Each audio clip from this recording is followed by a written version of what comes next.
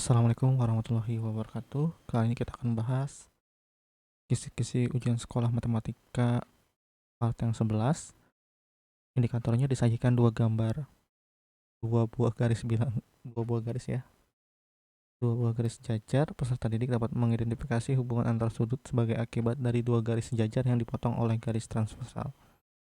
Nah, coba kalau kita lihat di sini ya, perhatikan gambar hubungan garis S sama T ini sejajar dan dipotong oleh garis U di titik A2 dan B2 adalah titik-titik.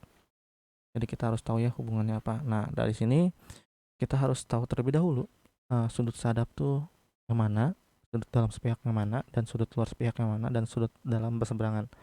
Nah, kita mulai dari yang atas terlebih dahulu, sudut sehadap ya. Sudut sehadap itu kalian perhatikan. Kalau yang namanya sudut sehadap itu kayak misalkan A1 sama gitu ya dengan B1 gitu. Makanya kenapa A1 akan sama dengan B1. Apalagi? Ya tentu aja ya. A2 sama dengan B2. A2 dan B2. Nah, kalau misalkan selanjutnya ya udah A3, B3, A3 dan B3. Berarti kalau A4 dan B4. Nah, sebenarnya kita udah tahu nih ya jawabannya langsung di option A. Tapi kalau misalkan soalnya dirubah bukan A2 sama B2, itu kita harus tahu terlebih dahulu sudut dalam sepihak. Nah, sudut dalam sepihak itu yang mana gitu ya. Sudut dalam sepihak itu yang bagian A4 ya, A4 yang ini dengan di B2. B2 ya, dengan B2. Berarti satu lagi apa? A3 dengan B1. A3 dan B1. Oke. Perhatikan juga kalau kita lihat sudut luar sepihak gitu ya. Sudut luar sepihak itu ya udah kalau tadi bagian dalam sini, kalau luar ya bagian paling luar ya. Si A1 dan B3 gitu ya. Terus A2 dan B4. Nah, selanjutnya sudut dalam berseberangan.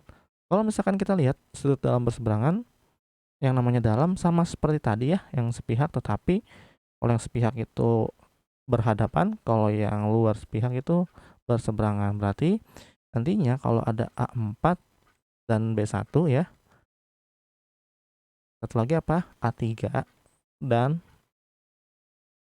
B2. Nah, berbeda kalau nanti suatu saat ada yang namanya sudut luar berseberangan gitu ya. Ya, kalau sudut luar tinggal kalian samakan aja. Kalau misalkan kalian ambil A2 di sini ya, di A2 dan B berapa? Ya udah seberangnya berapa sih? B3 gitu ya. B3. Nah, sama satu lagi A1 nantinya akan diambil dengan seberangnya yaitu di A4 gitu ya. Oke, seperti itu ya. Nanti suatu saat soal ini bisa dirubah ya, bukan si A2 dan B2. Oke. Mungkin cukup sekian untuk part 11 ini. Apabila ada kesalahan maaf. Wabillahi taufiq walhidayah. Wassalamualaikum warahmatullahi wabarakatuh.